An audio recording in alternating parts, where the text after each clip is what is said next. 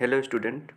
आज हम लोग डिस्कस करने वाले हैं इलेक्ट्रिक ट्रैक्शन 1 का यूनिट 1 का क्लास 2 है, जिसमें हम लोग क्लास 2 में पढ़ने वाले हैं पावर सप्लाई अरेंजमेंट का टॉपिक है सब स्टेशन।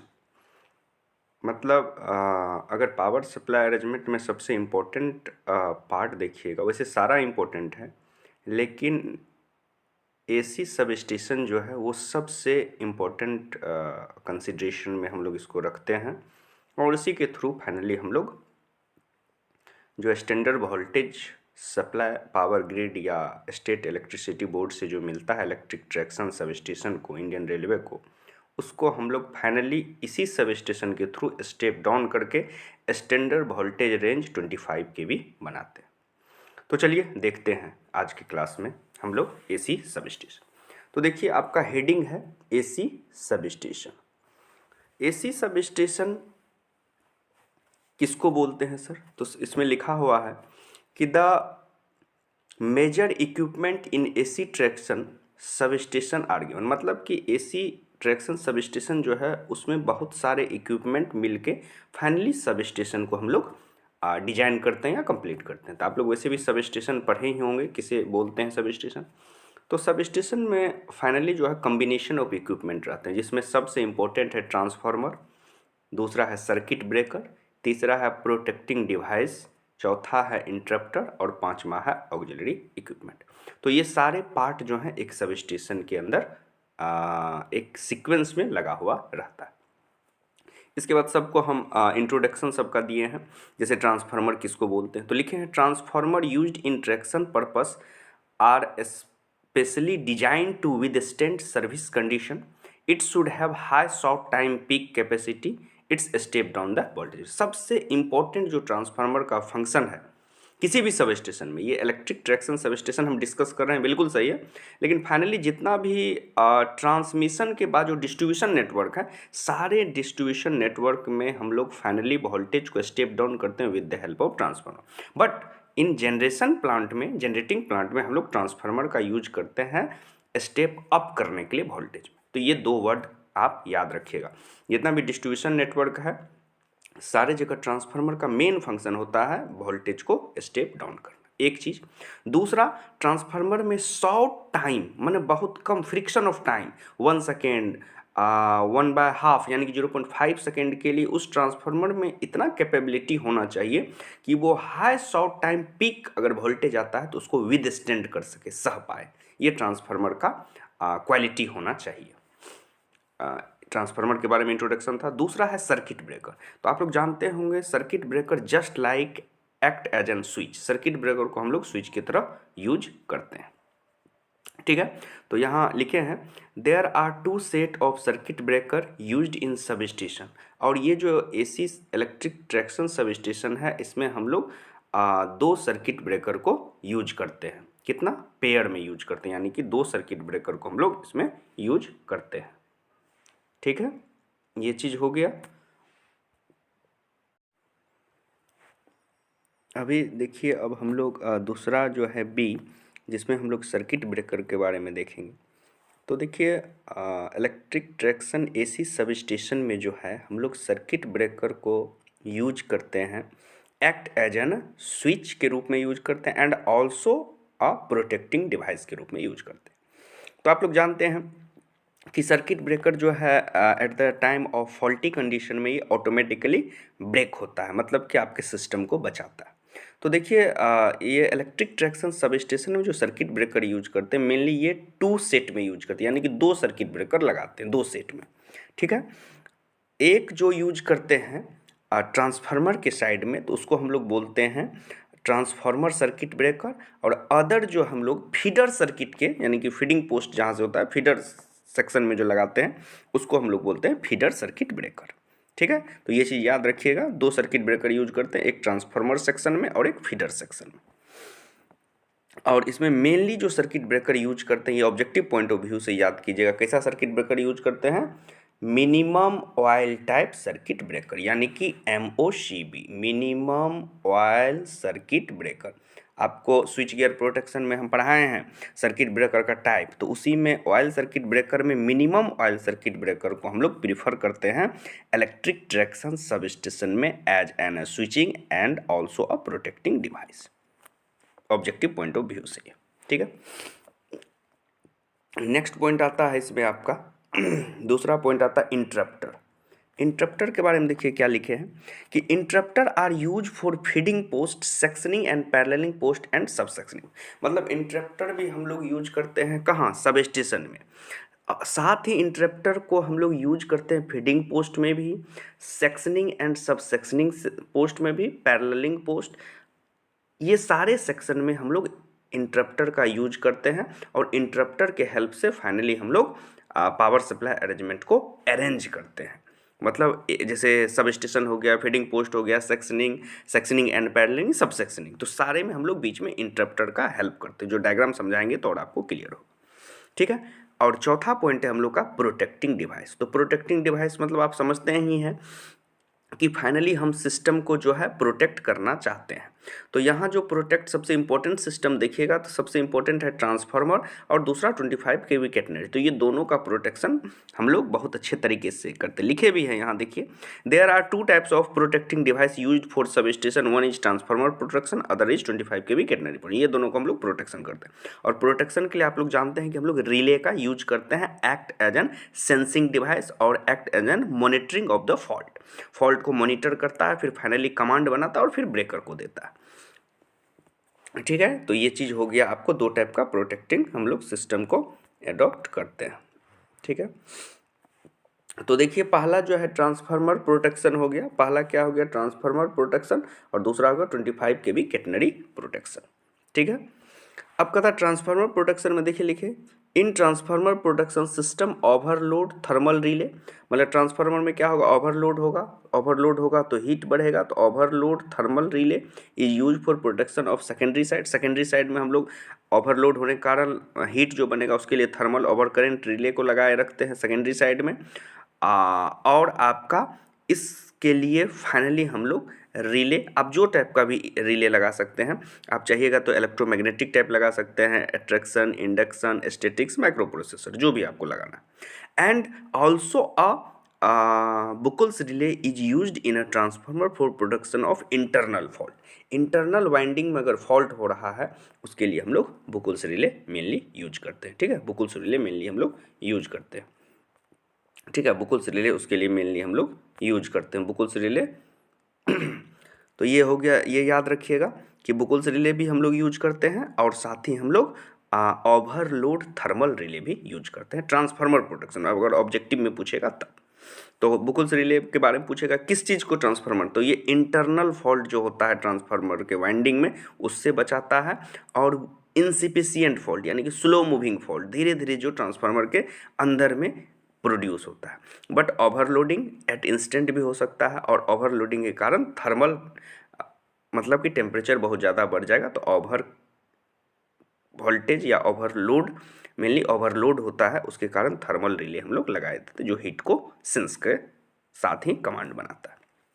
तो ये होगा ट्रांसफर प्रोटेक्शन। दूसरा है 25 kV कैटनरी प्रोटेक्शन। तो इसमें देखिए हम लोग मेनली जो है मोहो रिले का यूज करते हैं। रिले को भी याद रखिएगा, कौन कौन रिले कहाँ लगाते हैं, तो मोहो रिले यूज करते हैं। कौन सा, मोहो रिले हम लोग यूज करते हैं। इसके बाद जो कि डिस्टेंस प्रोटेक्शन के रूप में, आपको डिस्टेंस प्रोटेक्शन 3 टाइप का हम रिले बताएं, इम्पीडेंस रिले बताएंगे, मोहो रिले बताएंगे, रिएक्टेंस रिले बताएंगे। तो यहाँ मोहो रिले हम लोग डिस्टेंस प्रोटेक्शन के लिए यूज करते हैं, 25 kV कैटनरी प्रोटेक्शन के लिए। और इसमें ओवर वोल्टेज रिले भी, अंडर ओवर वोल्टेज प्रोटेक्शन के लिए भी रिले हम लोग लगाते हैं। ठीक है, दोनों चीज़ 25 kV कैटनरी। तो ये सारा हो गया किससे रिलेटेड, प्रोटेक्शन से। नेक्स्ट है ऑक्सिलरी इक्विपमेंट। ऑक्सिलरी इक्विपमेंट क्या क्या यूज करते हैं सब स्टेशन में। तो सब स्टेशन में ऑक्सिलरी इक्विपमेंट में आपका कौन कौन सा आ जाएगा सर, लाइटनिंग अरेस्टर आ जाएगा, सीटी आ जाएगा सर, सीटी आ जाएगा, लाइटनिंग अरेस्टर आ जाएगा। इसके बाद पीटी आ जाएगा आपका, कौन सा आ जाएगा, पीटी आ जाएगा, पीटी आ जाएगा आपका, पीटी के बाद बैटरी बैंक आ जाएगा। ये सारे किस में आ जाएंगे, ये सारे आपके आ जाएंगे ऑक्सिलरी इक्विपमेंट में। तो ये सारा नॉलेज अगर आपको रहेगा तो मतलब आपको ये पता चल गया कि एक सब स्टेशन में, इलेक्ट्रिक ट्रैक्शन सब स्टेशन में इतना इक्विपमेंट लगा रहेगा। अब उसको अरेंज करने के लिए हम उसका क्या करेंगे, डायग्राम सीखेंगे, मतलब उसका सिंगल लाइन डायग्राम कैसे ड्रॉ किया जाता है वो देखिए। चलिए हम दिखाते हैं आपको सिंगल लाइन डायग्राम ड्रॉ करके।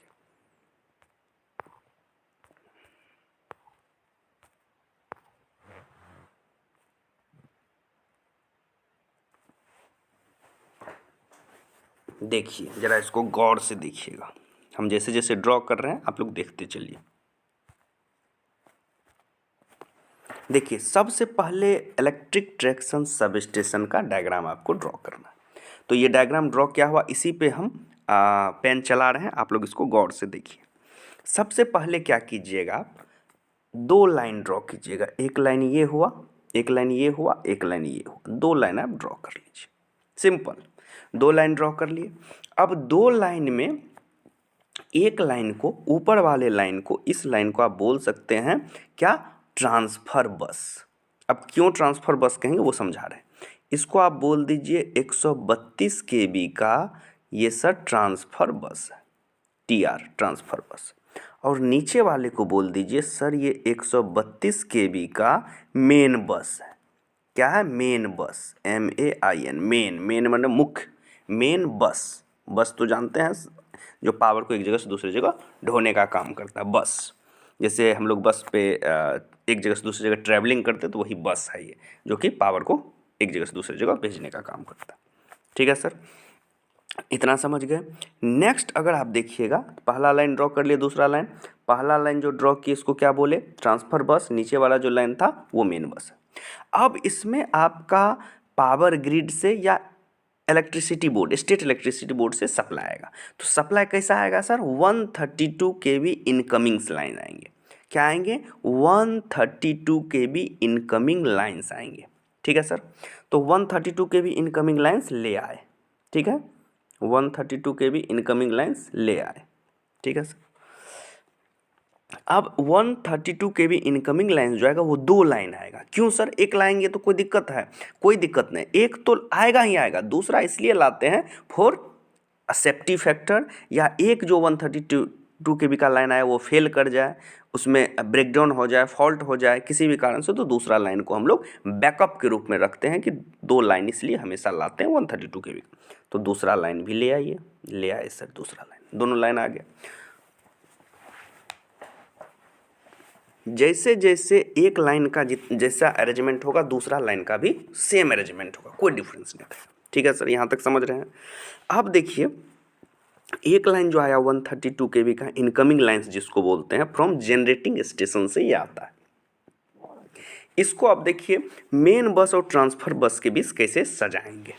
सबसे पहले क्या कीजिए आप, सबसे पहले आप क्या कीजिए, ये जो मेन बस और ट्रांसफर बस में हम अरेंजमेंट कर लेते हैं। तो देखिए क्या किए, एक लाइन खींचे, एक लाइन खींचे, दूसरा लाइन खींचे, बीच में आइसोलेटर लगा दिए, फिर एक लाइन खींचे, नीचे लाइन खींचे और फिर इसमें आइसोलेटर लगा दिए, फिर एक लाइन खींचे, नीचे एक लाइन खींचे, आइसोलेटर लगा दिए। इससे हुआ क्या, एक बार समझने का कोशिश कीजिए, इससे हुआ क्या। देखिए यहाँ एक ब्रेकिंग पॉइंट दिए, यहाँ आप ब्रेक कर सकते हो, आप यहाँ भी ब्रेक कर सकते हो। तो ये ब्रेकिंग पॉइंट जो दिए इसमें हम लोग क्या किए सर, सर्किट ब्रेकर को लगा दिए, CB लगा दिए, CB सर्किट ब्रेकर लगा दिए। ठीक है, अब देखिए यहाँ से जो ये 132 kV आए, यहाँ हम इसको जोड़ दिए।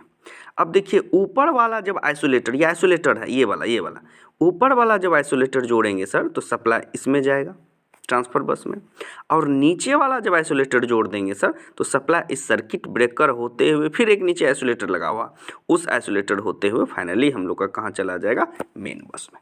तो हमेशा याद रखिएगा कि फाइनली हम लोग जो सप्लाई लेते हैं सर वो मेन बस में ही लेते हैं। हम लोग ट्रांसफर बस में रेयर केस में लेते हैं, हमेशा किस में लेते हैं, ये जो नीचे वाला है यही मेन बस में हम लोग सप्लाई देते हैं। तो सप्लाई देने का क्या तरीका हुआ सर, ऊपर से आया 132 के भी यहाँ जोड़ दिए, ऊपर वाला आइसोलेटर जोड़ देंगे तो इससे चला जाएगा, नीचे वाला आइसोलेटर जोड़ देंगे तो सर्किट ब्रेकर से फिर आइसोलेटर को, क्योंकि आप हमेशा याद रखिए एक सर्किट ब्रेकर के दोनों तरफ आइसोलेटर लगाता है। इनकमिंग लाइन्स में भी आइसोलेटर लगते हैं, आउटगोइंग लाइन्स में भी आइसोलेटर। क्यों सर? इसका एक्सप्लेनेशन है, इंटरव्यू में पूछता है। इसलिए लगाते हैं कि जब हम सर्किट ब्रेकर पर मेंटेनेंस करें,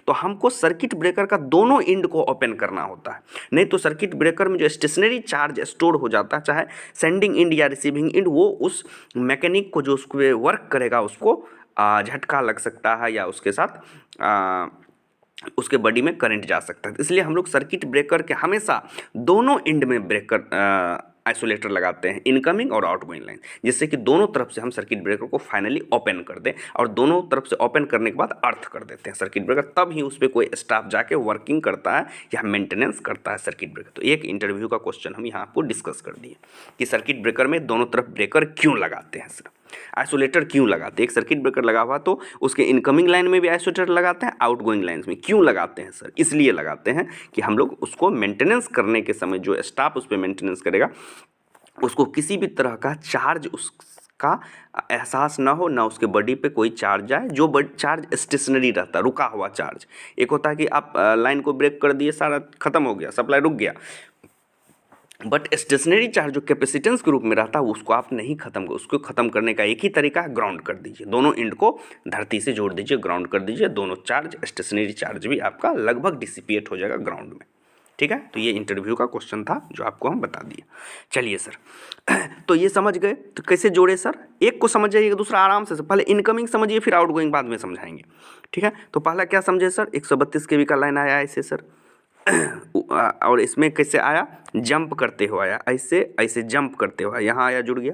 यहाँ आइसोलेटर ये ऊपर लगा हुआ सर, एक नीचे लगा हुआ सर, उसके बाद सर्किट ब्रेकर बीच में लगा हुआ, फिर आइसोलेटर लगा हुआ, फिर मेन बस लगा हुआ। ठीक है, यहाँ जोड़ दिया। जैसे एक को जोड़े दूसरे को भी वैसे, इसमें भी देखिए 132 kV का लाइन आया ऐसे जंप करके सर, जंप मतलब इसमें टच नहीं करता, जंप मतलब वो इसमें टच नहीं कर रहा। इसके बाद आके यहाँ जुड़ गया सर, यहाँ जो जुड़ा सर, एक आइसोलेटर देखिए यहाँ लगा हुआ, एक आइसोलेटर यहाँ, फिर सर्किट ब्रेकर, फिर आइसोलेटर, सेम, दोनों का सेम फंक्शन है। कभी भी ऑपरेशन में दोनों लाइन एक साथ नहीं रहेगा। अगर ये वाला लाइन ऑपरेट करेगा तो ये वाला आपका ओपन रहेगा, और ये वाला अगर मेंटेनेंस में चला गया या फॉल्ट आ गया तो ये वाला ऑपरेट करेगा। ये चीज़ ध्यान रखिएगा। चलिए, ये चीज़ के लिए ये दोनों इनकमिंग लाइन्स। अब आप चलिए आउटगोइंग लाइन्स को डिजाइन करिए। यहाँ से देखिए आउटगोइंग लाइन्स, तो देखिए आउटगोइंग लाइन्स, इसको जो बोलते हैं हम लोग आउटगोइंग लाइन्स, यानी कि यहाँ से आपका पावर को आप कंज्यूम करके फीडिंग पोस्ट में दीजिएगा। ये सारा चीज़ सब स्टेशन के अंदर ही होगा। अब देखिए इसमें जो डिजाइन किए हैं, देखिए कैसे डिजाइन किए। एक लाइन खींचे, आइसोलेटर लगाए, ठीक है, फिर आपका क्या किए, सर्किट ब्रेकर लगाए, फिर आइसोलेटर लगाए, और फिर आपका लाइन में जोड़ दिए। तो यहाँ देखिए, फिर इसमें देखिए दो, इसमें भी दो सर इसी सेम टाइप का खींचे हैं। एक यहाँ देखिए, एक लाइन खींचे, आइसोलेटर लगाए, फिर आइसोलेटर, फिर सर्किट ब्रेकर, फिर आइसोलेटर। तो ये दोनों आउटगोइंग। तो ये क्या है सर? ये वाला, इसको बोलते हैं बस कपलर। इसको क्या बोलते हैं? बस कपलर। ये बस कपलर का क्या फंक्शन है? ये मेन बस और ट्रांसफर बस, दोनों बस को जोड़ने का काम करता है। यानी कि कभी कभी ऐसा भी होता है कि मेन बस और ट्रांसफ़र बस दोनों पे हम लोड को शिफ्ट करते हैं। लोड अगर बहुत ज़्यादा बढ़ जाता है तो मेन बस में तो देवे करते हैं, साथ ही ट्रांसफ़र बस में भी देते हैं। तो बाय द यूज ऑफ बस कपलर दोनों को सेम पोटेंशियल, लगभग सेम पोटेंशियल पे रखते हैं, और एक लाइन यहाँ से नीचे से चालू करते हैं इसके साथ, और एक लाइन इसके साथ ऊपर से चालू करते हैं, और दोनों लाइन से सप्लाई, ये सप्लाई के लिए यूज किया जाता है बस कपलर। कि फाइनली जो इनकमिंग लाइन्स आया सर, तो एक ही इनकमिंग लाइन्स चालू है और एक ही इनकमिंग लाइन से मेन बस और ट्रांसफर बस को हम जोड़ देंगे। तो ये हुआ बस कपलर का काम। अब थोड़ा सा हम इनकमिंग लाइन्स को थोड़ा सा समझे, इसको ज़रा अच्छा से। इसको देखिए कैसे जोड़े हैं। सबसे पहले ये हो गया आपका एक बस और ये बस, तो मेन बस। तो मेन बस से देखिए, मेन बस से अगर आप गौर से देखिएगा, मेन बस से तो ये आइसोलेटर लगा है सर, सर्किट ब्रेकर, फिर आइसोलेटर, फिर बीच में फिर आइसोलेटर। तो मेन बस से देखिए, ये सर्किट ब्रेकर से जस्ट ऊपर से हम एक लाइन को ड्रॉ किए सर, उसको बाहर लाए। फिर यहाँ सब स्टेशन में ट्रांसफार्मर लगा हुआ, ट्रांसफार्मर से क्या किए सर, ये 12.5 MVA का ट्रांसफार्मर लगा हुआ, जो कि 132 kV जो इनकमिंग लाइन्स हैं सर, उसको स्टेप डाउन करके 25 kV बनाया। 132 kV जो इनकमिंग लाइन्स है उसको स्टेप डाउन करके 25 kV बनाया है। ठीक है, और ट्रांसफार्मर के जस्ट बाद हम लोग क्या किए हैं, सर्किट ब्रेकर लगाए हैं। सर्किट ब्रेकर के जस्ट बाद आइसोलेटर लगाए हैं। आइसोलेटर के बाद एक 25 kV का बस बार डिजाइन किया। बस बार मतलब एक लाइन जोड़े हैं जो, क्योंकि यहाँ तो वोल्टेज तो स्टेप डाउन हो गया 25 kV, और उसको दोनों इस इंड और इस इंड दोनों के साथ हम लोग जोड़ दिए, जिसको हम लोग 20 kV का बस बार बोलते हैं। और उसके बाद फिर आइसोलेटर लगा, आइसोलेटर के बाद फिर 25 kV फीडर सर्किट ब्रेकर लगा, और फिर फाइनली फीडिंग पोस्ट में हम लोग सप्लाई। जैसा इसका अरेंजमेंट है सेम इसका भी वैसा ही अरेंजमेंट है, कहीं कोई डिफरेंस नहीं। कैसे सर दिखाते हैं, देखिए नीचे मान के चलिए इधर से आप सप्लाई ले रहे हैं मेन बस से, अभी ये वाला बस कपलर आपका खुला हुआ है, ये वाला आपका आइसोलेटर, बस कपलर नहीं आइसोलेटर, ये वाला आइसोलेटर आपका खुला हुआ। तो आपका ये वाला आइसोलेटर अगर क्लोज कर रहे हैं आप, ये ब्रेकर को क्लोज कर रहे हैं, तो यहाँ तक सप्लाई आया, यहाँ से आपका सप्लाई नीचे आ गया, नीचे सप्लाई आया ट्रांसफार्मर में स्टेप डाउन हुआ, ट्रांसफार्मर से फिर आपका आ गया सर्किट ब्रेकर में, सर्किट ब्रेकर से आ गया आइसोलेटर को क्लोज कर दिया, आइसोलेटर के बाद आ गया 25 kV बस बार में आ गया, ठीक है। उसके बाद आप फिर आइसोलेटर को क्लोज किए, नेक्स्ट आ गया 25 kV फीडर सर्किट ब्रेकर, उसके बाद फिर आपका चला गया फीडिंग पोस्ट में। तो ये फाइनली अरेंजमेंट होता है किसी भी इलेक्ट्रिक ट्रैक्शन सब स्टेशन में। मतलब सबसे पहले एक ट्रांसफ़र बस, एक मेन बस। तो मेन बस से हम लोग हमेशा सप्लाई देते हैं, ट्रांसफ़र बस में जब लोड को हमको इस पे ट्रांसफ़र करना होता या मेन बस पे मेंटेनेंस करना होता तो ट्रांसफ़र बस का हम लोग यूज करते हैं, या फॉल्टी कंडीशन, तीनों टाइप का कंडीशन है। एक जो इनकमिंग लाइंस का जैसा अरेंजमेंट है, दूसरा भी इनकमिंग लाइंस का सेम अरेंजमेंट है। एक को हमेशा यूज में रखते हैं, दूसरों को बैकअप के रूप में रखते हैं। अगर दोनों को यूज करना है तो दोनों भी आप यूज कर सकते हैं, बट मेनली हम लोग एक ही यूज करते हैं, ठीक है। यहाँ तक भी समझ में आ गया। ये तो दोनों इनकमिंग लाइंस हो गए जो कि इस लाइन में पावर को ला के दे दिया। 132 kV अभी तक जो आया है 132 kV है। इसके बाद यहाँ से फिर आउटगोइंग लाइंस निकला, ये दो आउटगोइंग लाइंस निकाले। दोनों आउटगोइंग लाइंस क्या किया, आप दोनों को चाहिएगा दोनों चालू कर सकते हैं, एक चालू करने का है तो एक चालू कीजिए, एक स्टैंड बाय मोड में रखिए, एक चालू। तो जो ये वाला जितना फंक्शन करेगा सेम ये भी उतना ही फंक्शन करे। तो वो लोड पे डिपेंड है कि आपका ट्रैक पे कितना ट्रेन चलता है, उसके अनुसार से दोनों लाइन चालू करते हैं, तो एक लाइन भी चालू कर सकते हैं। तो इसका जो अरेंजमेंट होगा, सबसे पहले यहाँ से आएगा वोल्टेज, इसको स्टेप डाउन करेंगे, फिर सर्किट ब्रेकर, फिर 25 kV बस बार से फिर फीडिंग पोस्ट में चला जाए। तो जैसा सेम अरेंजमेंट इसका भी होगा। और ये क्या है सर, ये बस कपलर है जो कि फाइनली ट्रांसफ़र बस और मेन बस को जोड़ने का काम करता है एट द टाइम ऑफ जब हम कपल करना चाहते हैं, दोनों को जोड़ना चाहते हैं, ओवरलोड है या लोड बहुत ज़्यादा सिस्टम में है तो उस केस में। तो ये हम आपको कोशिश किए हैं सब स्टेशन के डायग्राम को समझाने का कि एक इंडियन रेलवे का इलेक्ट्रिक ट्रैक्शन सब स्टेशन है। और कैसा सब स्टेशन है, 132/25 kV। सब स्टेशन का नाम क्या है सर, स्टेप डाउन सब स्टेशन है। 132 kV इनकमिंग लाइन्स है, 25 kV आउटगोइंग लाइन्स है, और इलेक्ट्रिक ट्रैक्शन सब स्टेशन है, ESS है, ठीक है सर। अब इसका जितना हम अभी बोले ऊपर डायग्राम में, वो सारा बात यहाँ हम भाषा में लिखा है, ठीक है, सारा चीज़ भाषा में लिखा है। एक बार हम भाषा भी आपका पढ़ देते हैं, ठीक है, भाषा भी पढ़ देंगे तो और आपको क्लियर हो जाएगा। देखिए क्या लिखे हैं, for the continuous supply to the sub station has to be ensured a very condition for this purpose high voltage feed to the substation is always arranged from to source of supply or by double circuit 132 kV 50 Hz 3-phase transmission line in figure 1 refers that in event of the failure of one source of supply the other remains working to connected system और to connect the system. कहने का अर्थ है कि हम लोग जो supply arrange किए sir, वो दो टाइप का सप्लाई अरेंज करते हैं, दो पेयर में करते हैं, वन पेयर में एक और एक दो। बट एट इंस्टेंट हम एक को अगर रनिंग कंडीशन में रखते हैं तो दूसरे को हम ऑफ कंडीशन में रख सकते हैं, ये आप पे डिपेंड है, ठीक है। और ये कैसा सिस्टम रहता है, मेनली 3-फेज सप्लाई सिस्टम है। 3-फेज सप्लाई सिस्टम है, 132 kV है, 50 हर्ट्ज का सप्लाई सिस्टम है, ठीक है।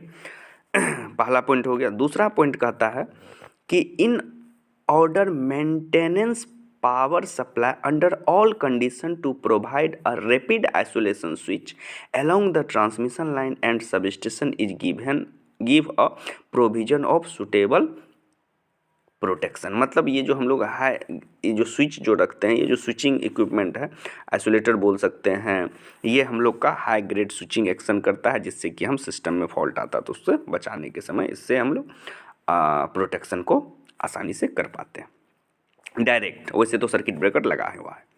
कहता है इच सब station is provided for 2 set of 132 केवी बस बार। हम बताए भी कि 2 सेट में हम लोग 132 केवी का लाइन लाते हैं। One is called the main bus bar and another is called transfer बस बार या मेंटेनेंस बस बार, ये याद रखिएगा। एक को बोलते हैं मेन बस बार जिससे हम लोग सप्लाई लेते हैं सर, दूसरे को हम लोग बोलते हैं ट्रांसफर बस बार या मेंटेनेंस बस बार।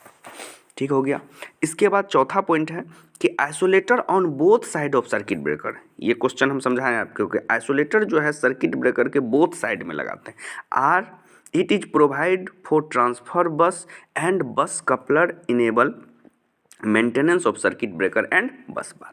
ये हम लोग मेंटेनेंस सर्किट ब्रेकर के मेंटेनेंस करने के लिए या बस बार को मेंटेनेंस करने के लिए हम लोग दोनों तरफ सर्किट ब्रेकर के दोनों तरफ आइसोलेटर का यूज करते हैं।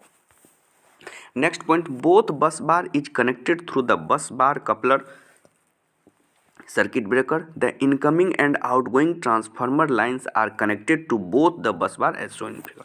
और फिगर में हम दोनों बस बार को आपको दिखा भी चुके हैं। यहाँ आपको दोनों बस बार को जोड़ने के लिए हम लोग क्या किए हैं, सर्किट ब्रेकर के हेल्प से हम लोग बस कपलर और सर्किट ब्रेकर और आइसोलेटर के हेल्प से फाइनली दोनों को कपल किए, दोनों को हम लोग कपल किए। सर्किट ब्रेकर बहुत जगह लगाते भी, बहुत जगह नहीं लगाते। जैसे यहाँ नहीं लगा, यहाँ क्या किया, बस कपलर लगा दिया, आइसोलेटर लगा दिया। ठीक है, बस कपलर आइसोलेटर लगा दिया और दोनों को जोड़ दिया। लेकिन बहुत जगह बीच में सर्किट ब्रेकर हम लोग प्रोटेक्शन के लिए लगाते हैं। ठीक है, ये चीज़ हो गया। नेक्स्ट पॉइंट है कि दो single phase transformer each of 12। Transformer का रेटिंग देखिएगा तो कैसा है, 12.5 MVA, यानी पावर रेटिंग है 12.5 MVA का। वोल्टेज क्या है सर, इनकमिंग 132 kV है, आउटगोइंग कितना है 25 kV, यानी कि 132 kV के लाइन को स्टेप डाउन करके 25 kV बना था। पावर सेम रहेगा 12.5 MVA। अगर इनकमिंग पावर है तो आउटगोइंग पावर भी 12.5 MVA ही रहेगा। तो वही लिखे हैं, the two single phase transformer each of 12.5 MVA 132/25 kV are employed in two transformer, only one will be on operation, the other one is acting as stand by mode. यानी कि हमेशा एक ही ट्रांसफार्मर काम करेगा या एक सिस्टम को काम कर रहे हैं, एक को स्टैंड बाय मोड में रखेंगे। In one end of 25 kV transformer. अब 25 kV ट्रांसफार्मर, एक चीज़ और याद है, ये जो ट्रांसफार्मर है कैसा ट्रांसफार्मर है सर, सिंगल फेज ट्रांसफार्मर है। हम लोग का 132 kV आता है 3 फेज, लेकिन उसको हम लोग न्यूट्रल सेक्शन करके बांट के एक ही फेज आर फेज अगर यूज कर रहे हैं, अगर आर फेज यूज कर रहे हैं तो सिर्फ आर फेज ही आपका आएगा, वाई फेज उसके जस्ट आगे वाला सब स्टेशन में जाएगा और बी फेज जस्ट उसके आगे। माने एक सब स्टेशन में अगर आर पे आ जाए, उससे 30 से 50 किलोमीटर बाद जो दूसरा सब स्टेशन है वहाँ वाई जाएगा, उससे 30 और 50 किलोमीटर के आगे जो दूसरा है वहाँ बी जाएगा। तो आर वाई बी, इसलिए याद रखिएगा कि एक सब स्टेशन में जो है ट्रांसफार्मर जो यूज करेंगे सर वो सिंगल फेज ट्रांसफार्मर, यहाँ हम लिख भी दिए हैं कि सिंगल फेज ट्रांसफार्मर है, लेकिन नंबर कितना है, दो नंबर कितना है, 2। ठीक है, 1 stand by mode, 1 running condition. ठीक है sir. Next, in one end of, आप ट्रांसफार्मर से जो आप निकाले, यहाँ देखिए, ट्रांसफार्मर से जो आपका यहाँ से जो स्टेप डाउन हुआ, यहाँ से जो आपका स्टेप डाउन हुआ सर, यहाँ से जो स्टेप डाउन हुआ, तो यहाँ से स्टेप डाउन होने के बाद ये इसको हम लोग फाइनली 25 kV को फाइनली फीडिंग पोस्ट में देते हैं by the use of feeder circuit breaker protection equipment लगा के। तो इसलिए हम यहाँ लिखे होंगे आपका कि in order maintain power supply under all condition to provide a rapid isolation switch along the transmission line and sub station. ठीक, फिर लिखे हैं कि isolator on both side of circuit breaker are it provide of transformer bus bar and bus coupler enable maintenance of circuit breaker and bus bar. Both bus bar is connected through the bus coupler circuit breaker, the incoming and outgoing transformer line are connected to both the bus bar as shown in figure, जो figure में आप देखते हैं। Next छठा point देखिए कि 12.5 MVA का जो पावर ट्रांसफार्मर लगा है और 132/25 kV हम लोग वोल्टेज को स्टेप डाउन करके फाइनली हम लोग कहाँ लाते हैं, फीडर में लाते हैं और फीडर के थ्रू उसको फीड करते हैं।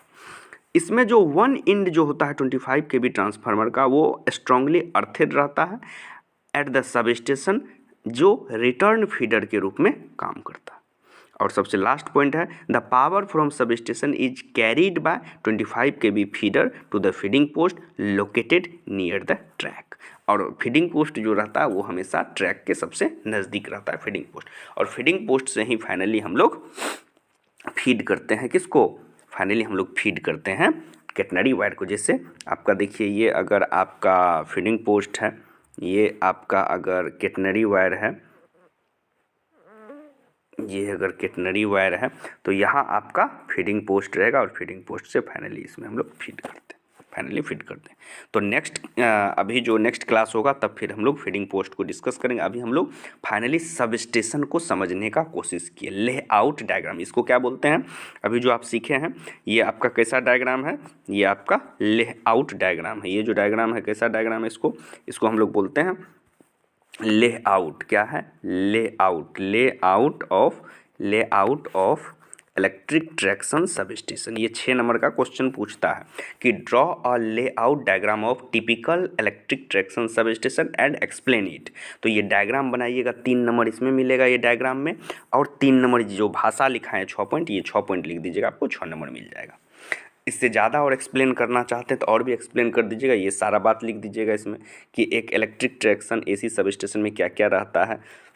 तो ये सारे इक्विपमेंट का नाम लिख दीजिएगा, ये सारे इक्विपमेंट का नाम लिख दीजिएगा, जिसमें ट्रांसफार्मर भी है और जिसमें आपका ट्रांसफार्मर के साथ साथ circuit breaker, protecting device, interrupter, और उसको एक्सप्लेन करके फिर आप इसके डायग्राम को बना दीजिएगा। ये वाला डायग्राम बना दीजिएगा, ये वाला डायग्राम आपका बन जाएगा, ये वाला डायग्राम बन जाएगा, और फिर ये सारा भाषा लिखिएगा। तो 6 नंबर का क्वेश्चन पूछता है और लगभग बहुत ही इंपॉर्टेंट है, layout diagram of typical traction sub station. तो इसको आप लोग, हम कोशिश किए आपको समझाने का, और इसको आप 2 बार 3 बार समझिएगा तो डेफिनेटली समझ में आ जाएगा डायग्राम को। हमेशा याद रखिए, एक ही एट इंस्टेंट आप काम कराइएगा। जैसे एक इसको यूज कीजिए, एक इनकमिंग एक आउटगोइंग, जबकि 2 इनकमिंग है 2 आउटगोइंग है। कभी कभी देखा जाता है कि दोनों इनकमिंग को भी यूज करते हैं, दोनों आउटगोइंग, वो लोड पे डिपेंड है कि आपका ट्रैक्शन कितना लोडेड है। बट नॉर्मल केस में जो हम लोग एक इनकमिंग अगर यूज कर रहे हैं तो एक आउटगोइंग यूज करेंगे। ये भी स्टैंड बाय मोड में रहेगा, ये भी स्टैंड। अब बस कपलर तो रेयर केस में हम लोग यूज करते हैं जब दोनों को कपल करना हो, यानी कि मेन बस को बंद करके या मेन बस और ट्रांसफर बस दोनों पे लोड देना हो, तब क्या करेंगे। आप कैसे करेंगे सर दोनों पे, अब मान के चलिए ये वाला बस कपलर अगर जोड़ दिए तो इधर से पावर मिलेगा, ये वाला बस कपलर जोड़ दिए तो यहाँ से पावर, ये वाला बस कपलर, ये वाला आइसोलेटर खोल के रखिएगा, मतलब ये वाला आइसोलेटर क्लोज कर दीजिएगा तो इससे यहाँ सप्लाई मिलेगा, ये वाला आइसोलेटर ओपन रखिएगा, ये वाला क्लोज कर दीजिएगा तो ऊपर वाला आएगा। बस कपलर से इसको जोड़ दीजिएगा तो दोनों लाइन चालू हो गया। इसमें सप्लाई एक ही से ले रहे हैं, लाइन बस दोनों चालू है। कभी कभी ऐसा भी होता है कि आप इससे सप्लाई नहीं लीजिएगा, सर इससे नहीं लेंगे सप्लाई, इससे सप्लाई लेंगे, तो उस समय क्या कर सकते हैं आप, एक से भी सप्लाई आ रहा है, इसका ये बस ये आइसोलेटर जोड़ दीजिए, ये वाला आइसोलेटर खोल दीजिए, तो ये वाला इसमें सप्लाई जाएगा, इससे आपका बाहर आएगा, इससे आएगा या इससे आप फीडर में दे सकते हैं। तो ये अरेंजमेंट का तरीका है। तो इसलिए अगर कोई पूछे तो इसे समझाइएगा कि 2 सेट में हम लोग यूज करते हैं, बट एट इंस्टेंट 1 को यूज करते हैं और 1 स्टैंड बाय मोड में रहता है। तो चलिए, आज के क्लास में हमने आपको एसी ट्रैक्शन सब स्टेशन को समझाने का कोशिश किया, और आई थिंक हम लगभग आपको 95% समझा पाए होंगे, और उम्मीद करते हैं कि आप लोग इस वीडियो को अच्छे से देखिए और समझिए, आपको समझने में हेल्प होगा। और अगर थोड़ा सा भी हेल्प होता है तो डेफिनेटली चैनल को लाइक और सब्सक्राइब भी कीजिए। नेक्स्ट क्लास जो तीसरा क्लास आपका आएगा उसमें हम लोग फीडिंग पोस्ट को डिस्कस करेंगे। तो चलिए, आप लोगों को बहुत बहुत धन्यवाद, आप लोग इतने पेशेंस के साथ इस लेक्चर को सुनने और इससे सीखने का कोशिश किया, और डेफिनेटली ये 6 नंबर में क्वेश्चन आएगा तो आप लोग लिख पाइएगा, मेरा उम्मीद है आप लोगों के साथ। तो चलिए, फिर हम लोग मिलते हैं नेक्स्ट क्लास, क्लास 3 के नाम से आएगा, और उसमें फिर हम लोग डिस्कस करेंगे feeding post. Okay, thank you everyone.